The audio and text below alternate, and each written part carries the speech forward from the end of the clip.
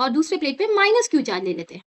अब इसको कैसे करें, तो हमको पता है कि इसके आउटर सरफेस पे 0, इसके आउटर सरफेस पे 0 और ये ग्राउंड है, तो यहाँ से स्टार्ट नहीं करना है, अपोजिट से स्टार्ट करना है, ए से स्टार्ट करना है। तो पूरा क्यू चार्ज जो है ए के इस सरफेस पे आ जाएगा, जिसके कारण बी पे equal and opposite charge minus Q हो जाएगा। ठीक है, तो इसका मतलब बी पे पहले भी माइनस क्यू था, अभी भी माइनस क्यू है, तो बी पे कोई भी चार्ज फ्लो नहीं हुआ है अर्थिंग के थ्रू।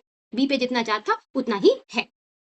अब आते हैं हम थर्ड केस पे, जब हमारे पास 3 प्लेट हो। तो यहाँ पर ए बी सी 3 प्लेट है। याद रखिए हम ये सारे कॉन्सेप्ट जो कर रहे हैं इसमें सब प्लेटों के बीच की डिस्टेंस इक्वल है, अगर अनइक्वल होगी तो हम दूसरा कॉन्सेप्ट यूज करेंगे। तो अब हमने बी प्लेट को अर्थिंग कर दिया है। अब हम मान ले रहे हैं, यहाँ पर हम एक केस ले रहे हैं कि इस पे 3Q चार्ज है, इस पे 4Q चार्ज, इस पे कोई चार्ज नहीं है, आप इस पे भी ले सकते हो, आपको धीरे धीरे सारी बातें समझ आ जाएगी।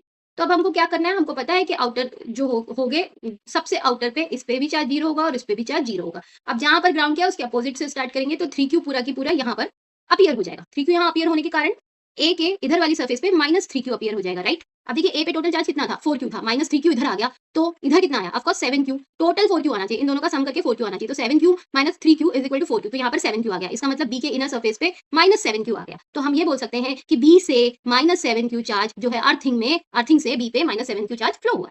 ये हमारा कॉन्सेप्ट पहला हुआ। सेकंड और लेते हैं हम, तो इस बार हम क्या करते हैं, ये क्वेश्चन एक बार जेई में आया हुआ है, तो इस पे 3Q चार्ज है, इस पे -8Q चार्ज है और इस पे +Q चार्ज है, और हमको पूछा गया था कि बी पे कितना चार्ज अर्थिंग से फ्लो हुआ है। तो यहाँ पर अब हम क्या करेंगे, हमको पता है कि बी के आउटर सरफेस और सी के आउटर सरफेस पे जो टोटल चार्ज है वो 0 है, तो यहाँ भी 0, यहाँ भी 0। अब हम सी से स्टार्ट करेंगे, तो पूरा की पूरा क्यू जो है वो इधर आ जाएगा, जिसके कारण ए के इनर सरफेस पे -Q आ जाएगा। अब ए पे टोटल कितना चार्ज है, -8 है, -Q इधर आ गया, तो इधर 7Q बचा, राइट, -7Q बचा, जिसके कारण बी पे कितना आ गया, बी पे -7Q आ गया। तो इस 3Q को नहीं देखना है हमको ये देखना है कि इनिशियली चार्ज बी पे 3Q था, अर्थिंग के कारण फाइनल चार्ज आ गया +7Q आ गया, तो कितना चार्ज फ्लो हुआ, तो चार्ज फ्लो हुआ 7Q - 3Q that is 4Q, और ये क्वेश्चन आया हुआ है 4Q चार्ज जो है वो बी पे फ्लो हुआ है फ्रॉम द अर्थिंग।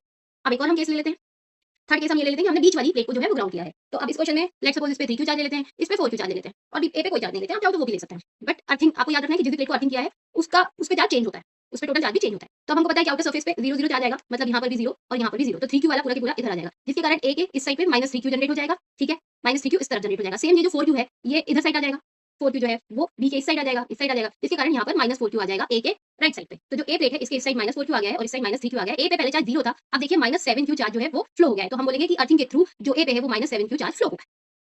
तो इस तरह से हम सारे कॉन्सेप्ट क्लियर कर चुके हैं। अगर आपको इसमें कोई भी डाउट